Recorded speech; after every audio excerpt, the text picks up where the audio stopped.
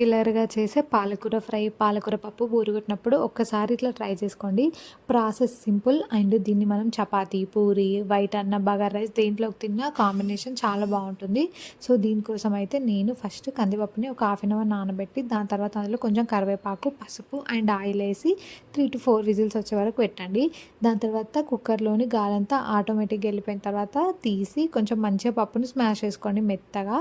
So, ఇదొక process. Next అయితే ఒక కడాయి తీసుకొని దాంట్లో ఆయిల్ ఏసేసి ఆవాలు, జీలకర్ర, ఎండుమిర్చి అండ్ ఆనియన్స్ అండ్ కరివేపాకేసి మంచిగా వేయించండి. సో, దాని తర్వాత నేను పాలకూరనైతే మంచిగా కడిగి పక్కన తీసి పెట్టుకున్నాననమాట.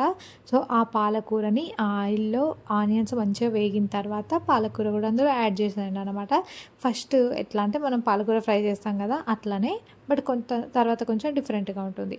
సో, పాలకూర మంచిగా మగ్గాక ఇందులో కొంచెం పసుపు, ఉప్పు కూడా యాడ్ చేసుకోవచ్చు మనం. సో, పాలకూర కొంచెం ఎక్కువ ఉండేలాగా చూసుకోండి. పప్పు కొంచెం తక్కువ. అప్పుడే కదా మనకు పాలకూర పప్పు తిన్న టేస్ట్ వస్తుంది. సో, నేనైతే ఇక్కడ ఇద్దరి కోసమే 2 కట్టల పాలకూర తీసుకున్నానన్నమాట. సో, పసుపు, ఉప్పు యాడ్ చేసి పాలకూర కొంచెం మగ్గిన తర్వాత ఇందులో ఈ పేస్ట్‌ని యాడ్ చేయాలి. సో, ఈ పేస్ట్‌లో అయితే నేను మిరపకాయలు అండ్ కొన్ని వెల్లుల్లి రెబ్బలు అండ్ కొంచెం జీలకర్ర ఏసి మంచిగా మిక్సీ పట్టేసాను.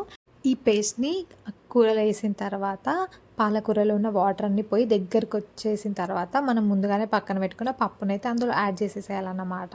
సో, పప్పు యాడ్ చేసిన తర్వాత ఒక 2-3 మినిట్స్ మంచిగా ఉడికిన తర్వాత మన కన్సిస్టెన్సీని బట్టి వాటర్ యాడ్ చేసుకోండి. బట్ వాటర్ కొంచెం ఎక్కువ ఉండేలాగా చూసుకోండి. సో దట్ చల్లారిన తర్వాత అది ఇంకా దగ్గరికి అయిపోతుందన్నమాట. అండ్ ఇంకో థింగ్ ఏంటంటే ఎవరికైనా పులుపు బాగా నచ్చితే ఇక్కడ మీరు చింతపండు రసం కూడా యాడ్ చేసుకోవచ్చు. నేనైతే కొంచెం లెమన్ యాడ్ చేసుకున్నా, చింతపండు యాడ్ చేసుకోలే. ఏది వేసుకున్నా చాలా బావుంటుంది.